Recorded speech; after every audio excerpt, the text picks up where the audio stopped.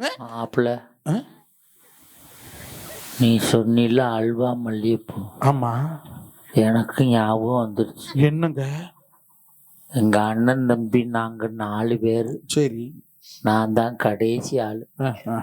எனக்கு கடைசியா கல்யாணம் பண்ணாங்க. அதான் முறை. எங்க வீடு சின்ன வீடு. எது வீடு சின்னதுடா. ஓ, சின்ன வீட்டுக்கும் வீடு சின்னதுக்கும் வித்தியாசம் இருக்கு. என்னங்க? சின்ன வீட்டுக்கு செலவு கூட, வீடு சின்னதுன்னா செலவு குறைச்சு. ஓ, என் மயன் கேட்டான், அப்பா சின்ன வீடுனா என்னப்பான்னு கேட்டான். ஏன்டான்னு கேட்டேன். சும்மா தெரிஞ்சு வச்சுக்கத்தான் அப்படின்னா. இது தெரியாம வச்சுக்கிறதுடா, நீ பேசாம இரு அப்படின்னா சொன்ன. இது சொல்றேன், நானு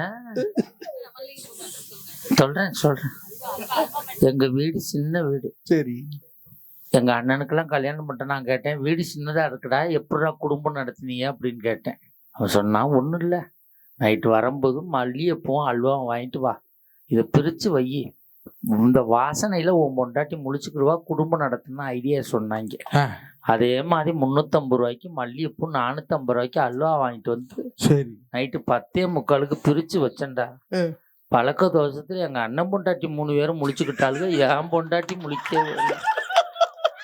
வயிற்றுச்சல ஏன்டா கேட்குறீங்க? இந்த கொடுமை எல்லாம் சிரிப்பாங்க, என் பொண்டாட்டி முழிக்க நான் கலந்து. இதுக்கு சிரிக்கல, எதையோ நினைச்சு சிரிக்கிறாங்க. நீங்கள பாருங்க, எதுக்கு இந்த அல்வா மேட்டர் எடுத்தது தெரியல.